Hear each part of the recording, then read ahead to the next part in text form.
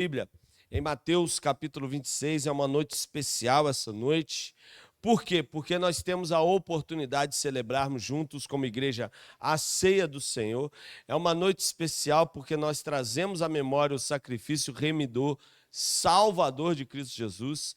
Mas é uma noite especial também porque nós podemos estar na casa do Senhor. Mais vale um dia nos átrios do Senhor do que em outra parte 1000. Não há dia mais especial na nossa semana do que o domingo, amém? Amém, amados? Por que o domingo é especial? Porque você vai descansar? Amém também, né? Porque você vai reunir a família e ter aquele almoço especial? Amém. Olha quanta coisa especial. É um dia especial porque, além de tudo isso, você pode, acima de tudo, ter o privilégio de estar na casa do Senhor, né? Que privilégio. Mateus, capítulo 26, a partir do verso 17.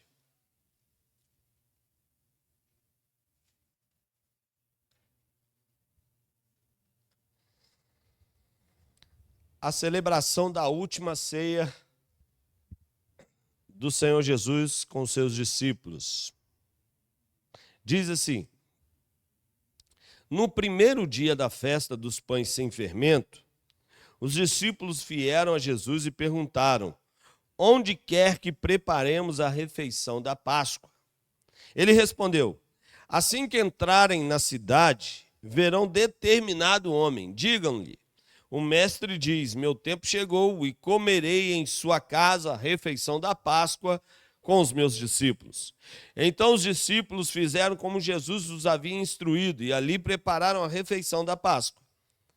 Ao anoitecer, Jesus estava à mesa com os 12. Enquanto comiam, disse: eu lhes digo em verdade, ou a verdade, um de vocês vai me trair. Muitos aflitos, eles perguntaram, ou muito aflitos, eles protestaram, um após o outro: certamente não serei eu, Senhor, também não serei eu. Jesus respondeu: um de vocês que acabou de comer da mesma tigela comigo vai me trair. O Filho do Homem deve morrer, como diz as Escrituras, ou declaram há muito tempo. Mas que terrível será para aquele que o trair. Para esse homem seria melhor não ter nascido. Amém? Até aí, fique à vontade para se assentar. Logo depois nós estaremos lendo alguns outros versos desse texto. Jesus, no seu último momento de ceia com os discípulos, ceia essa que era algo muito comum e fazia parte do cotidiano de Jesus e dos 12, porque sempre que ele podia, ele estava à mesa com eles, ele se assentava com eles para comer, para ensinar, para olhar nos olhos, para conversar, para transmitir valores, mas também para ouvi-los. Nos nossos dias, talvez nós precisemos fazer um resgate, um trabalho de alguma forma trazer à memória a cada um de nós do nosso tempo acerca da importância da mesa. Mesa essa que por vezes a gente, em muitas ocasiões, não dá o devido valor, não dá a devida atenção, nos assentarmos junto aos nossos familiares, junto aos nossos amigos, né, junto àqueles que nos são especiais e conversar, poder olhar nos olhos e comer com eles. Não é verdade? Mesa é tão especial. É interessante que, recentemente, você já deve ter visto alguns vídeos parecidos como esse. Eu vi um vídeo de um desafio, que um grupo de amigos saiu para ir a uma pizzaria e lá foi lançado o desafio. Quem pegasse o celular primeiro, pagava a conta. Não é isso? Já viram esse vídeo? Ou só eu? Já pensou se fosse feito com a gente hoje? Verdade? Jesus, ele dava uma atenção muito especial para a mesa, mostrava a eles acerca da importância, comia com eles, transmitia valores e se colocava no mesmo nível deles. A mesa é especial, amados, porque mostra a necessidade de cada um de alimento, mostra as limitações de cada um de nós diante uns dos outros, nós podemos olhar nos olhos e nos enxergar como iguais. Nós somos, apesar das diferenças de comportamento, poder econômico, as diferenças, às vezes até mesmo de gosto musical, nós somos iguais. E talvez uma das grandes verdades que nós precisamos resgatar para a igreja é que Jesus nos chama a entender que iguais precisam se assentar juntos. Apesar das diferenças, nós temos algo maior que nos une e que nos torna semelhantes. Não apenas uns aos outros, mas sobretudo a Jesus, que é o amor e a graça do Senhor dispensada a nós. E esse texto é interessante, assim como toda a palavra do Senhor, porque Jesus, nos momentos finais, nos últimos instantes da sua vida, se preparando já para ser traído, ser preso, ser açoitado, ser crucificado, passar por toda humilhação e ser de forma tão intensa castigado por algo que ele não havia feito, Jesus poderia, quem sabe, pensar em fazer qualquer outra coisa. Mas ele investe tempo para cear e compartilhar de coisas especiais com seus discípulos. E talvez essa viesse a ser uma das ceias, não apenas por esse contexto, mais desafiadoras, porque Jesus naquele momento revela que alguém entre eles iria traí-lo. Os discípulos não sabiam, Jesus dá uma indicação, Jesus dá uma direção, que aquele que comeria da tigela junto com ele seria o que iria traí-lo, mas isso era muito comum, porque o pão era partilhado, todos comeriam possivelmente a mesa com ele. Todos possivelmente pegariam do mesmo pão que Jesus pegaria. E sabe, uma das coisas interessantes é que no meio desse contexto, nós podemos aprender algo muito interessante, porque eu fico observando, e às vezes a gente precisa ter esse cuidado, que quando nós olhamos para essa realidade, para esse texto e para toda a história hoje, nós sabemos bem quem seria ou quem era aquele que traiu Jesus. Todos nós sabemos. Mas eu fico imaginando entre os 12 ou entre os 11, porque ali havia um traidor, aquele questionamento, aquela preocupação, quem vai ser? Eles não sabiam, porque se soubesse que de fato era Judas, o que eles fariam com Judas? Se às vezes a gente brinca, né? Ah, se eu tivesse com Adão, não é verdade? Às vezes a gente faz aquele comentário, ah, se eu tivesse com Judas, né? Talvez eu teria trabalhado para impedi-lo, como Pedro, que tentou impedir o soldado cortando a orelha. Às vezes a gente quer de alguma forma trabalhar para impedir o erro do outro, sem perceber que por vezes nós estamos seguindo ou trilhando um caminho bem semelhante àqueles a qual nós por vezes condenamos. Por vezes somos capazes de observar a trave, como a própria palavra nos diz, no olho e na vista do outro, mas incapazes de enxergar aquele cisco na nossa. Esse texto não traz para nós uma reflexão acerca de como nós poderíamos ou deveríamos agir em relação a Judas, conhecendo a realidade, sabendo que ele iria trair Jesus. Esse texto nos mostra e revela para nós essa história, a verdade de que todos estavam à mesa e todos partilhavam do pão da bênção do Senhor. E possivelmente, em meio àquele grupo, todos, num dado momento, e nós sabemos disso, iriam cometer erros, iriam trair, iriam decepcionar e frustrar Jesus. Mas sabe o que é interessante desse texto? O que é interessante dessa história é que Jesus não se deixa tomar pela frustração e pela decepção. Jesus não se deixa levar pela confiança que é acreditada, que é dedicada, e a frustração que vem pela traição. Jesus não se deixa tomar por toda aquela angústia, por todo aquele descontentamento e por toda aquela tristeza que aquela situação o tomava naquele momento. Mas Jesus se assenta com eles, abençoa o pão e compartilha com eles. Sabe, queridos, Jesus, para muitos dos nossos dias, principalmente os coaches da nossa geração, é tido como o maior líder de todos os tempos, porque é considerado aquele que mais inteligência emocional foi capaz de desenvolver na história. Mas o que eu acho interessante é que o ponto de partida para toda a inteligência emocional, vamos dizer dessa forma, ou capacidade de lidar com a frustração, capacidade de lidar com a decepção, capacidade de lidar com a angústia e com a dor de ser perseguido, apesar de amor e cuidado dispensar aos outros, eu acredito que o ponto de partida para tudo isso, de fato, é o amor que ele demonstrou, expressou e dedicou a cada um de nós.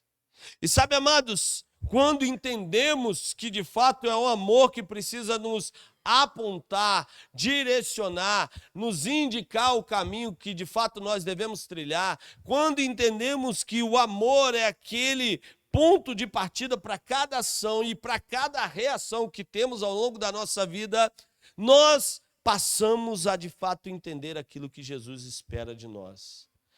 E aí precisamos entender o que verdadeiramente é o amor. O que é o amor? O que é o amor do Senhor? A Bíblia já vai falar que Deus prova o seu amor para conosco pelo fato de ter Cristo morrido por nós, sendo nós ainda pecadores. Então, quando eu olho para esse texto, eu entendo que esse amor, em primeiro lugar, não é um sentimento condicionado à realidade e à situação na qual eu vivo. Uma das coisas que nós precisamos entender é que quando seguimos e trilhamos o caminho de Jesus, o amor não pode nem deve ser expresso apenas pelo sentimento, que por vezes vem e se vai. Mas precisa, de fato, ser um amor sacrificial e que é revelado por meio de uma escolha. Você que é casado há algum tempo sabe que, por vezes, amar dispensando o sentimento não é fácil. Não é verdade? Mas aí você se lembra do voto, da escolha, da decisão que tomou. E por conta dessa escolha você norteia as suas ações. Porque você fez essa escolha, tomou essa decisão, você refreia os lábios, você cuida melhor daquilo que você fala, da maneira como você olha, da expressão que você tem com relação ao seu cônjuge. Só que a minha pergunta é, será que nós temos buscado obter esse controle, buscado expressar essa decisão de amar o Senhor, apesar das realidades dolorosas e desafiadoras que vivemos? Nós temos de fato feito essa escolha diariamente e pago ou pagado o preço por ela.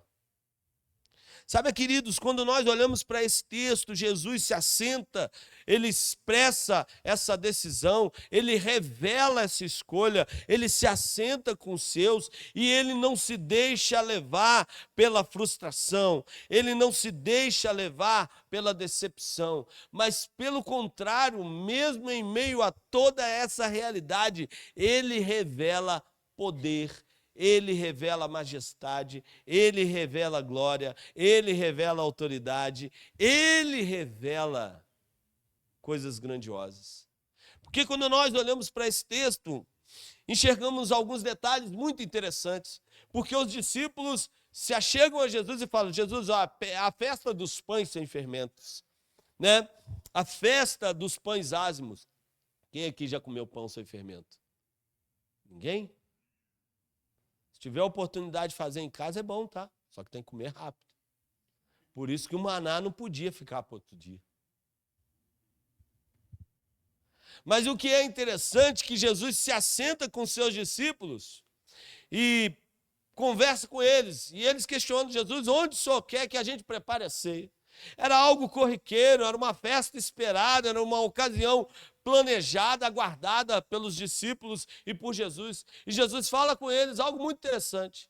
Vocês vão até a cidade, lá vocês encontrarão um homem. E lá com esse homem vocês revelarão o meu desejo de sentar à mesa com ele na casa dele. Sabe, é uma particularidade desse texto, porque Jesus ele revela poder, revela presciência, revela soberania, revela que ele de fato é conhecedor de todas as coisas. Não é a sua frustração que anulará o seu poder. Não é a sua decepção que diminuirá a autoridade e a glória dele. Não é o seu questionamento e a sua inquietação, a sua preocupação com relação ao dia de amanhã, que vai tornar Jesus, obrigado, meu irmão, menos poderoso. Não é. E se você olhar para esse texto, eu gosto de pensar que é justamente uma das grandes verdades que ele revela para nós. Porque Jesus, mesmo em meio àquele contexto, ele revela que ele de fato é conhecedor de todas as coisas. Jesus conhece a realidade e a forma como estamos vivendo. Jesus conhece o mais íntimo do nosso coração. Jesus conhece aquilo que possivelmente, às vezes, nem mesmo o cônjuge, nem mesmo os filhos, nem mesmo o pastor e a igreja sabe. Jesus conhece. Sabe, recentemente, essa semana, eu vi a matéria de um pastor que perdeu recentemente uma filha e, tomado pela tristeza, tirou a própria vida. Inclusive, esse mês é o mês que se dedica atenção ao cuidado e à prevenção do suicídio. Sabe, tem gente, às vezes, que não enxergou ainda que Jesus é conhecedor do mais íntimo, do mais profundo, daquilo que de forma mais pessoal você carrega dentro de si. E que talvez não abriu para ninguém, mas que se você abrir para Jesus, ele vai ouvir, vai cuidar, vai demonstrar amor, vai estender o braço, vai tratar você e vai revelar a glória e a majestade dele sobre a sua vida. Amém? Deus é maravilhoso. E esse texto, Jesus revela toda a sua autoridade, todo o seu conhecimento, toda a sua majestade, conhecimento, poder, glória, que são reveladas por sua presciência, por sua majestade e por sua capacidade de conhecer todas as coisas, mas glória e majestade que são reveladas também pela sua capacidade de se assentar com aqueles que são, por vezes, desleais e infiéis para com ele. Sabe, queridos, eu louvo a Jesus e louvo a Deus, porque ele me permite assentar à mesa com ele, apesar das muitas falhas que eu cometo. Eu louvo a Deus, sabe por quê, queridos? Ceia sinaliza isso para nós. Sinaliza um Cristo que, mesmo diante da dor que ele enfrentaria, estava disposto a amar, não porque ele sentia algo especial, porque, na verdade, o que ele sentia naquele momento era angústia, era frustração e decepção. Mas um Jesus que se assenta à mesa e dispensa amor, porque ele escolheu fazer isso. Ele tomou uma decisão. E sabe, o nosso desafio nesse tempo é fazer a escolha todos os dias por Jesus. A escolha todos os dias de nos assentar com ele. A escolha todos os dias de, apesar muitas vezes sermos tentados a traí-lo, a escolha de permanecermos fiéis a ele. E mesmo que em algum momento, tentados, possamos cair. Fazer a escolha novamente de nos arrepender e voltar os nossos olhos para Deus. Porque diz a palavra do Senhor que se confessarmos os nossos pecados, Ele é fiel e justo para nos perdoar os pecados e nos purificar de toda injustiça.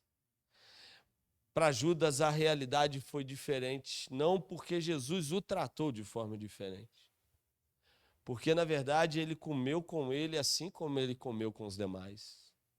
Ele amou a Judas assim como ele amou os demais. Ele confiou responsabilidades a Judas que possivelmente ele não confiou aos demais. Mas Judas escolheu crer num Senhor limitado.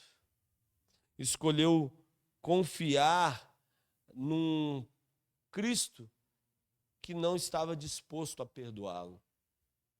Pedro confessou, foi restaurado, foi aperfeiçoado e tornou o nome de Jesus em sua vida glorificado. Sabe, amados, eu louvo a Cristo Jesus, eu louvo ao Pai, eu louvo ao Espírito Santo, porque dos pecadores eu sou o maior, mas Jesus me ama. Eu louvo a Deus porque Ele ama cada um de nós. Ele ama, Ele escolheu fazer isso. Ele escolheu preparar uma mesa para os seus. Ele escolheu confiar a eles responsabilidades, missões. Ele escolheu acreditar o futuro da igreja, ou dar nas mãos a responsabilidade de continuar o desenvolvimento do corpo de Cristo. Ele escolheu fazer isso e dar essa responsabilidade nas mãos de cada um de nós. Não mais 12, mais 120, não mais 12, mais milhões e milhões espalhados pela face da terra. Ele escolheu confiar a nós essa missão. Gente que erra, gente que falha, gente que sabe das suas, ou pelo menos deveria saber das suas limitações, mas que se relaciona, ou que deve se relacionar com o Senhor, que é ilimitado em poder, em graça, em amor, em disponibilidade para perdoar e restaurar. Esse é o nosso Cristo Jesus. Quando nós iremos celebrar a ceia do Senhor nessa noite, essa ceia sinaliza esse amor. Um corpo que é entregue na cruz, um sangue que é derramado naquela cruz e que nos mostra esse amor incomparável, majestoso, maravilhoso que Cristo tem por cada um de nós. O texto diz que Judas, no versículo 25, aquele que o trairia, também disse: certamente não serei eu, Rabi. Sabe, uma das grandes verdades é que nós vemos um Jesus que sabe de todas as coisas nesse texto, que conhece o nosso coração, que conhece as nossas limitações, que está disponível para se assentar e compartilhar da mesa conosco. Nós vemos um Jesus que está disposto a nos perdoar e nos restaurar, mas nós vemos também um Judas que sabia da intenção do seu coração. Nós vemos um Judas que já havia conspirado e planejado alguma forma de trair Jesus. Nós vemos um Judas que sabia da realidade onde ele estava inserido. Sabia como e conhecia como de fato estava o seu coração. Mas ainda assim queria tentar tapar o sol com a peneira. Queria tentar enganar aquele que é incapaz de ser enganado. Queria mostrar para os outros algo, quando na verdade Jesus sabia que não era nada daquilo. E fale a verdade, amados, sejamos sinceros, às vezes a gente também age assim. Mas eu louvo a Cristo, eu louvo ao Pai, Eu louvo ao Espírito Santo de Deus, porque ainda assim, Jesus não muda a sua atitude, mas pelo contrário, ele convida a mim e a você que sejamos capazes de mudar a nós. Ele convida a mim e a você a refletirmos sobre esse amor e sermos capazes de reconhecer como, de fato, nós temos nos apresentado a Deus. Eu quero convidar você a orar nesse tempo, logo depois eu quero convidar os irmãos do Corpo Diaconal que estarão compartilhando desse momento. Quero convidar o Ministério de Louvor também. Eu quero, antes de cearmos, levar você e juntamente comigo a estarmos orando ao Senhor. Coloque sua vida diante do Senhor. Feche seus olhos, curva sua cabeça, incline o seu coração a Deus. E peça, Senhor, me ajude a ajustar a minha vida ao teu propósito. Me ajude a entender aquilo que, por vezes, eu mesmo sou incapaz de perceber que não está tão legal assim na minha vida. Me ajude, ó Pai. Me ajude, eu não quero mostrar algo para os outros que não é a expressão daquilo que de fato o Senhor vê no meu coração. Ó Deus, me ajude porque eu não quero me assentar à mesa com o Senhor sem ser tocado, sem experimentar do corpo, sem participar do sangue. Eu não quero, Cristo, de forma nenhuma entristecer o seu coração, mas eu quero viver cada vez mais esse amor, essa graça, esse favor que o Senhor dispensa a mim. Pai, em nome de Cristo Jesus, ó Deus, nós te louvamos porque nessa noite a tua palavra mexe com as nossas estruturas, ó Deus. Ela nos chama a entender que o Senhor é conhecedor de fato de todas as coisas, que não dá para, ó Deus, maquiarmos o nosso coração, não dá para esconder nada de ti, os teus olhos estão sobre toda a terra, diz a tua palavra, contemplando bons e maus. O Senhor vê o íntimo do meu coração, ó Deus.